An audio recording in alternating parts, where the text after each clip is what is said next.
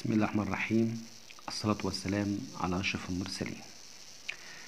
طبعا إن شاء الله في هذه المحاضرة بطرح لحضراتكم بعض الانفورميشنز، المعلومات الهامة جدا والقيمة جدا.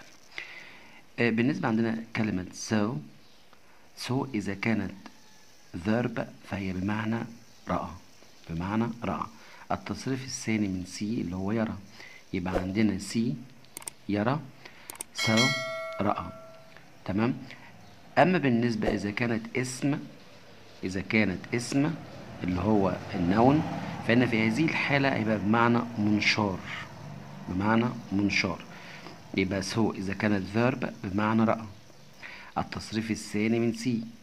بينما إذا كانت نون اسم فهي بمعنى منشار. طبعا بالنسبة عندنا كاربنتر اللي هو النجار.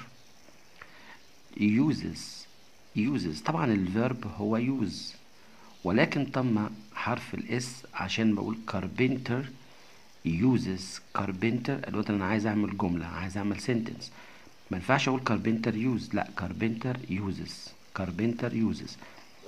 القاعدة بتقول ايه؟ بالنسبة للبريزنت سيمبل المضارع البسيط لابد من اضافة حرف الاس للفيرب مع هي وشي وات. طبعا الكاربنتر النجار بيحل محله هي اللي هو، وهي بيحل محل كاربنتر، فبالتالي تم إضافة حرف الاس للفيرب بناء على البريزنت سيمبل المضارع البسيط. يبقى كاربنتر يوزز النجار يستعمل أو بيستخدم ذا سو المنشار. طبعا دي جملة، يبقى إذا الشطار ما ينفعش أقول كاربنتر يوز، لا كاربنتر يوزز ذا سو. طيب بالنسبة عندنا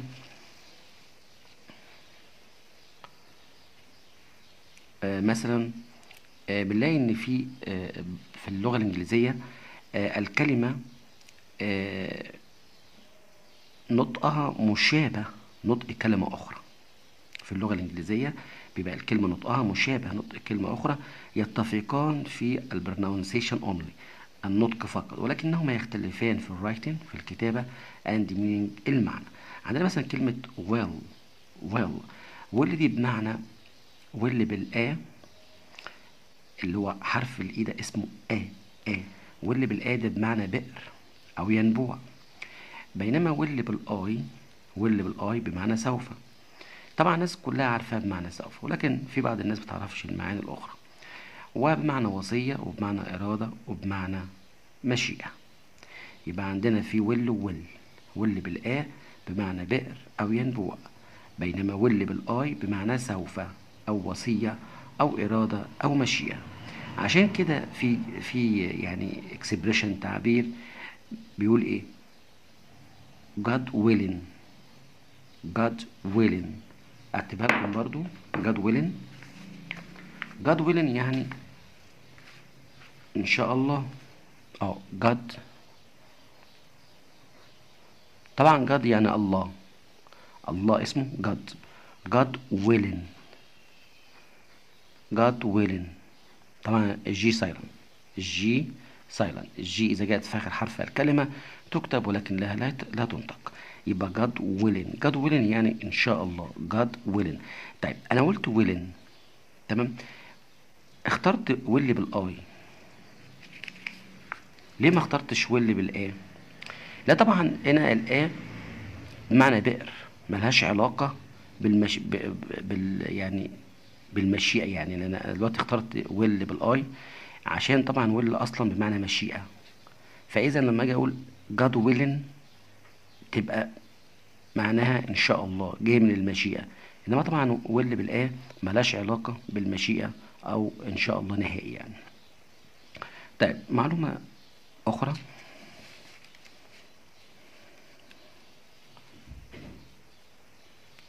عندنا مثلا عايز اقول لواحد اسمعني، فبقول له hear me يعني اسمعني. طيب hear him اسمعه.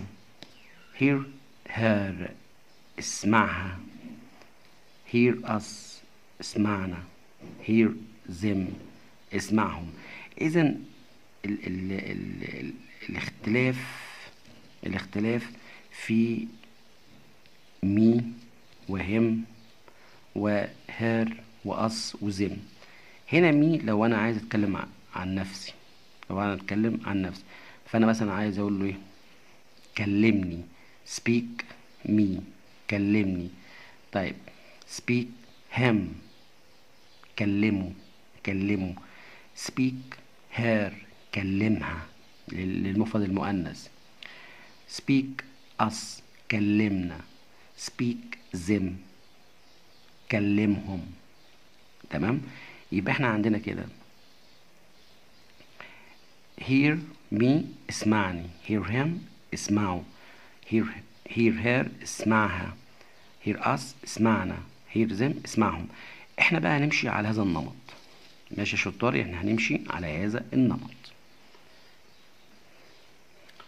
طيب give me، اعطيني. عايز اقول واحد اعطيني او اديني. give me، اعطيني. طيب give him، اعطيه.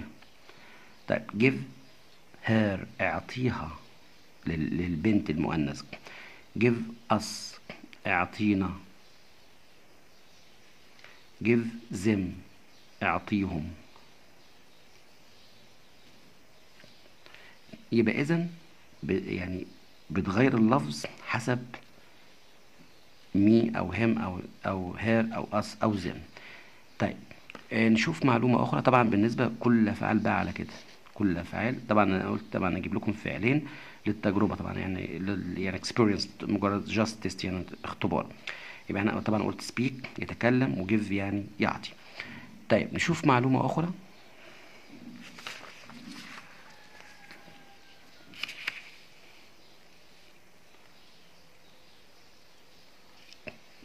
the lion يعني الأسد.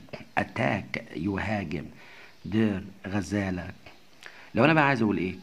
the lion attacks deer every day. الأسد يهاجم الغزالة كل يوم. هنلاحظ برضو أضفنا حرف الإس للفيرب اللي هو attack. تم إضافة حرف الإس هنا، أصبح attacks. طيب لماذا؟ لأن شطار the lion الأسد ده بيحل محله it.